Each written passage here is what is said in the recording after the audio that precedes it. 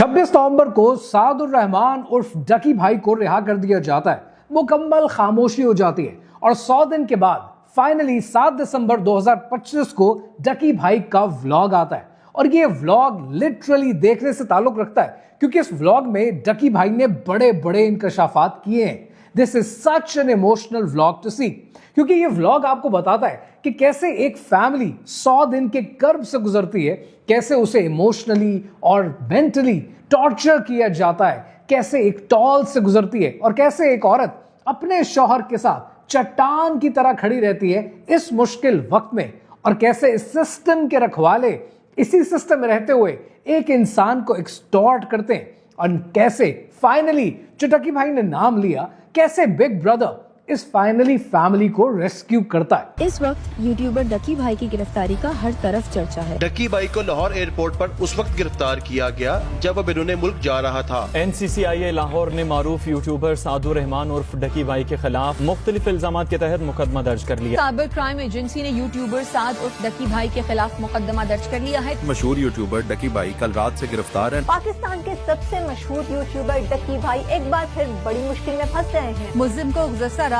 Lahore airport से गिरफ्तार किया गया था। यूट्यूबर डकी भाई बड़ी मुश्किल में, हुक्म जारी, मद्दाहों के लिए बुरी खबर। डकी भाई डकी भाई के अरेस्ट की कहानी पाकिस्तान के टॉप यूट्यूबर के अरेस्ट की कहानी नहीं है। ये कहानी है कि कैसे पाकिस्तान का वो कानून जो 19वीं सदी के लिए बना था, कैसे वो कानून आज 21वीं सदी की डिजिटल इकोनॉमी को समझने से कासिर है। मुझे जाती तौर पर फैमिली व्लॉगिंग पसंद नहीं है जो डकी भाई का कंटेंट होता है, but that's a matter of personal choice, that's my personal test. लेकिन क्या किसी और चीज को पसंद करना या किसी फैमिली व्लॉगिंग को पसंद ना करना रीजन इनफ है कि डकी भाई को क्रिमिनल भी कह दिया जाए? हरगिज नहीं। तो सवाल आज बनता है कि डकी भाई फिर एक क्रिमिनल है या फिर डकी भाई इस पूरे सिस्टम की कैजुअलिटी? कहानी क्या है, आइए समझते हैं।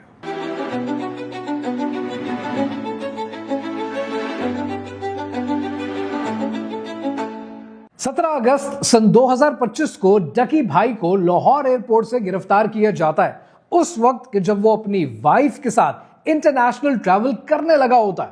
NCCIA की टीम ऐसे छापा मारती है, ऐसे गिरफ्तार करती है कि जैसे किसी मोस्ट वांटेड टेररिस्ट को एयरपोर्ट से गिरफ्तार किया जा रहा है। फिर डकी भाई को दे दिया जाता है NCCIA की हिरासत में। 2 बार बेल रिजेक्ट होती है और finally Lahore high court 10 lakh के सिक्योरिटी बॉन्ड के एवज 25 नवंबर को रिहा कर देती है। अब सवाल यह है कि डकी भाई का कसूर है क्या? डकी भाई का कसूर है इलेक्ट्रॉनिक फ्रॉड पेका 2016 सेक्शन 13 और 14, 25 और 26 और PPC 420/294B।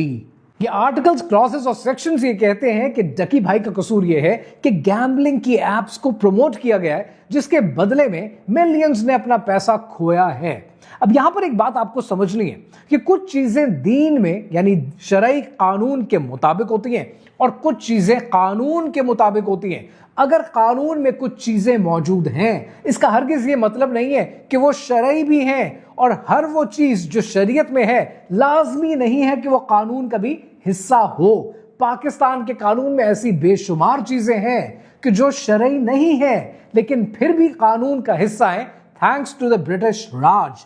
अब यहां पर जो हम बात कर रहे हैं, हम दीन की बात नहीं कर रहे, हम यहां पर कानून की बात कर रहे हैं। तो कानून ये कहता है, the law of the land है कि गैम्बलिंग इलीगल है, लेकिन जब गैम्बलिंग की प्रमोशन की बात आती है तो वहां पर लेकूनास मौजूद हैं कि गैम्बलिंग को प्रमोट किया गया है। डिजिटल इकोनॉमी जिस तरीके से चलती है, अगर आप इस पर थोड़ी सी तवज्जो दें तो यहां पर प्रमोशन का मतलब पैसा इकट्ठा करना हरगिज नहीं है। और जिन ऐप का इल्जाम डकी के ऊपर है, ये तो वही ऐप्स हैं जो पाकिस्तान सुपर लीग की, हमारे गवर्नमेंट की, हमारी एस्टैब्लिशमेंट की, हमारे मुल्क की पहचान है, PSL, और उस PSL के स्पॉन्सर्स भी हैं। तो कैसे कॉर्पोरेट एंटिटीज को फ्री हैंड दे दिया जाता है और मिडिल क्लास से उठकर आने वाला एक ऐसा यूट्यूबर जो चाहे फैमिली व्लॉगिंग करता हो उसे पकड़कर रगड़ दिया जाता है। डकी भाई के सारे सिनेरियो को आप बड़े अच्छे से जानते हैं। But let me raise 3 significant points जो इस पूरे फियास्को को समझने के लिए आपके लिए जरूरी हैं। पहला पॉइंट ये कि डकी ने जिन ऐप को प्रमोट किया उनमें बाइनोमो, 1xBet, Bet365 शामिल है और इनको प्रमोट किया डकी ने अपनी वीडियोस के थ्रू। अगर प्रमोट करना इलीगल होता तो क्यों स्टेट एंटिटीज भी इसमें शामिल होती? अगर आप PSL को उठाकर देखें तो आपको न सिर्फ स्पॉन्सर्स में वो नजर आएंगे, सीने के ऊपर उनके लोगोज नजर आएंगे, कमर के ऊपर उनके लोगोज नजर आएंगे।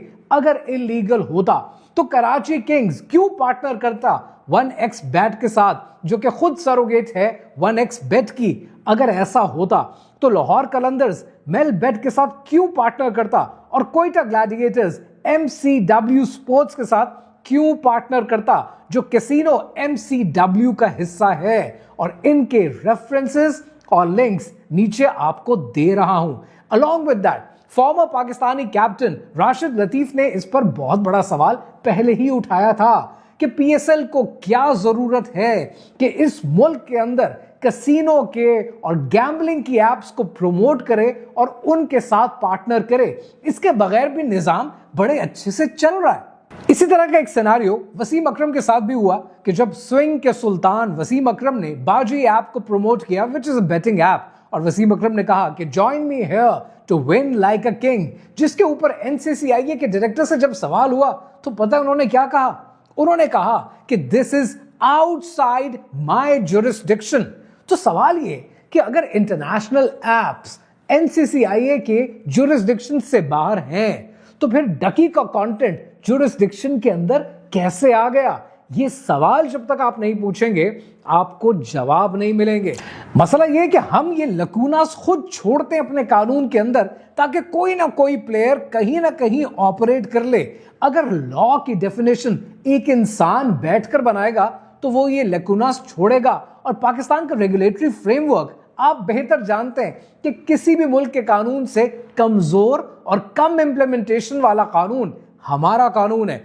मैं आपको कोट करता हूं, वेगास स्लॉट ऑनलाइन ने कोट किया है। वो कहते हैं कि PSL teams continue operating with betting linked sponsors with minimal consequences. ये इंटरनेशनल कंपनीज भी जानती हैं कि अगर पाकिस्तान में ऑपरेट करोगे तो बगैर किसी खौफ के कर लो, क्योंकि यहां पकड़ने वाला कोई नहीं है। इन कॉर्पोरेट कंपनीज को कोई नहीं पकड़ेगा, लेकिन मिडिल क्लास से उठकर आने वाला एक ऐसा इंसान जिसको आज दुनिया जानती होगी, उसको पकड़ा जाएगा, क्योंकि उसके पीछे शायद बोलने वाला कोई नहीं। डकी ने कहा कि NCCIA के ऑफिशियल्स ने उसका फोन सीज कर लिया, बाइनेंस के अकाउंट ओपन करवाए गए, उसको बार बार मारा गया, उससे क्रिप्टो के वॉलेट्स को अनलॉक कराया गया और 9 करोड़ 20 लाख रुपए अननोन अकाउंट्स में शिफ्ट कर दिए गए। ये टेक जूस की रिपोर्ट है। Along with that, express Tribune कहता है कि $3 लाख इन्वेस्टिगेशन ऑफिसर ने अपने अकाउंट्स में ट्रांसफर कर दिए। डकी को इतना जोदोकोप किया गया।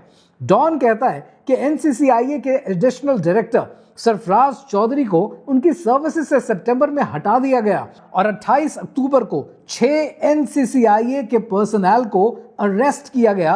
और चार्जेस क्या हैं? चार्जेस हैं misuse of authority and taking bribes. Dawn report करता है कि डकी भाई की बेगम अरूप जतोई ने 4 करोड़ 25 लाख रुपए जो गलत तरीके से NCCIA ने इनसे एम्बेजल किए हैं, इस पर FIR लॉन्च करती हैं। और डकी भाई ने खुद इस वीडियो में नाम लिया है बिग ब्रदर का, कि कैसे प्रोबेबली मिलिट्री इंटेलिजेंस ने रेस्क्यू किया इन्हें और इनकी फैमिली को। तो यहां पर बहुत से सवाल बनते हैं, लेकिन जो 2 सवाल बड़े इंपॉर्टेंट है, वो पहला सवाल ये है कि कानून इतना कमजोर क्यों है कि किसी बिग ब्रदर को या मिलिट्री इंटेलिजेंस को प्रोबेबली इंटरवीन करना पड़ता है उस सिस्टम के लिए, कि जिस सिस्टम के लिए जुडिशरी मौजूद है और पुलिस मौजूद है। और उससे बड़ा सवाल यह बनता है कि ये जितने इंकशाफात डकी भाई ने किए हैं, आर दे रियली बिलीवेबल? डकी ने जो जो इंकशाफात किए हैं, अगर आप मुझसे पूछें आर दे रियली बिलीवेबल, मैं जाती तौर पर समझता हूं I think what ever he saying is true. उसकी वजह यह कि उस आदमी की आवाज में एक सच्चाई आपको फील होती है जब उसने ये व्लॉग बनाया।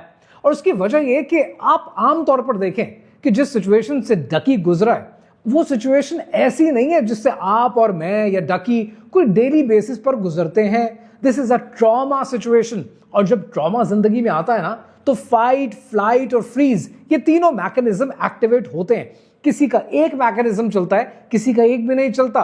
और वहां पर जो आम इंसान होता है, वो आम इंसान क्या सोचेगा? वो सोचेगा कि मैं जितनी जल्दी कॉपरेट कर दूं, उतनी जल्दी मेरी जान बख्शवाई हो जाएगी, मैं बरी जिम्मा हो जाऊंगा।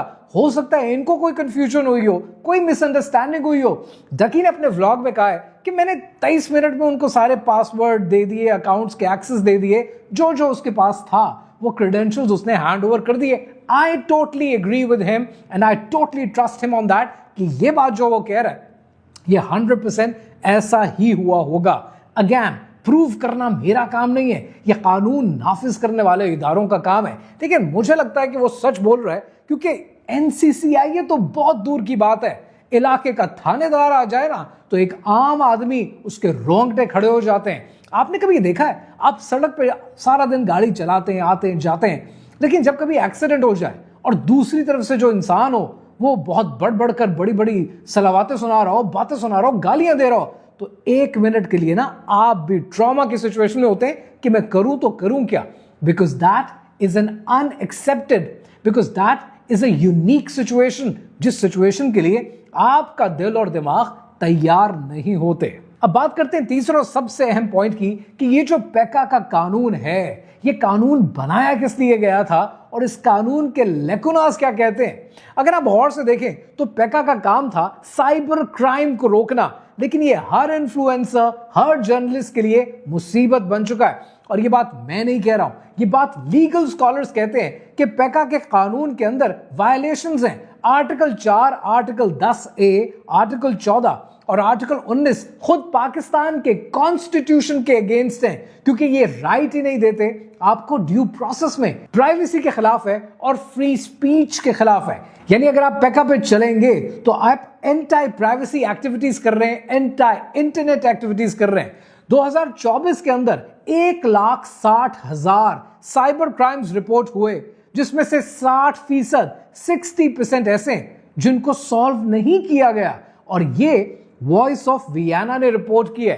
अरब न्यूज कहता है कि फ्रीडम नेटवर्क के मुताबिक पेका पाकिस्तान के अंदर सिर्फ एक टूल बन गया है कि जिसके जरिए अथॉरिटीज आपके फ्रीडम ऑफ एक्सप्रेशन को कर्टेल करते हैं, उसको रोकने की कोशिश करते हैं। जनवरी 2025 में पेका के तहत 4 नई इन्फोर्समेंट बॉडीज बना दी गई, और जैसे ये कानून पास किया गया, स्टेक होल्डर से मशवरा भी नहीं किया गया, क्विकली कानून बना दिया गया। अब ये सब बातें आपको क्या पैगाम देती हैं?